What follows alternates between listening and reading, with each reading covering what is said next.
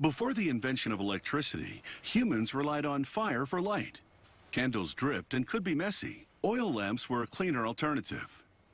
Initially, oil lamps were dishes of animal fat with floating wicks, but they evolved and became a source of both beauty and light.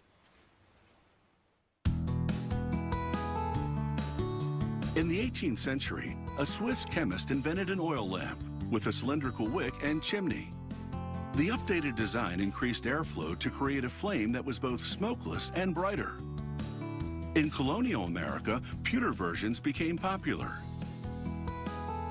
And today, a fifth-generation pewtersmith keeps this handcrafted tradition alive. He starts with the maker's mark and stamps it into the pewter base of the lamp's oil reservoir. He clamps another pewter disc in a lathe against an aluminum template for the reservoir body. As the disc spins, he shapes it to the template with a tool called a spinner's finger. This takes skill. If he works too fast or applies too much pressure, the pewter will break.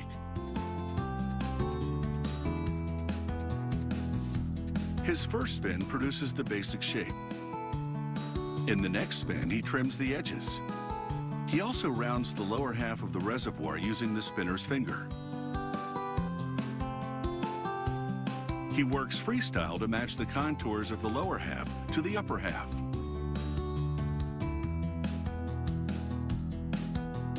He trims the bottom one more time. During the third spin, he fine-tunes the shape and cuts a hole in the top. Then he sizes the hole for the burner collar. This metal is transformed from a basic dome to a well-rounded lid. The oil lamp reservoir is now ready for the burner. He presses the collar into the hole. Then he brushes a glycerin-based flux onto the collar and the neck of the lamp. The flux prevents oxidation and helps solder flow easily as he secures the burner collar to the neck.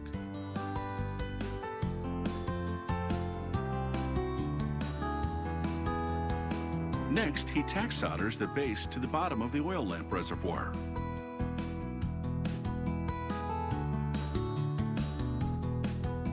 He applies more flux and solders the seam all the way around.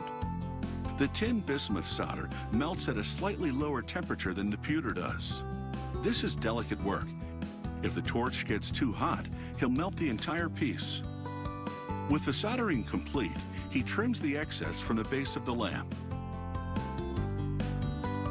He files the seam until it's smooth. Then he sands the rest of the oil lamp reservoir to a satin sheen.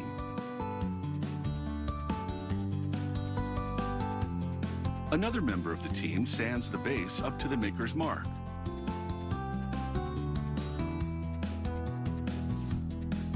Next, the pewtersmith rolls a beaded motif into the metal.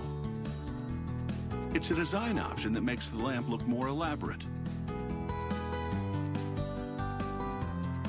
Or for a different look, he gently creates a hammered texture around the lamp.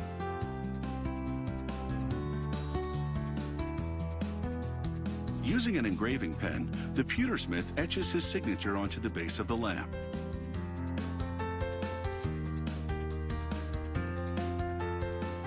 With the burner and wick installed, the lamp is ready for packing. Plenty of tissue paper is needed to protect both the glass chimney and the nickel burner from damage.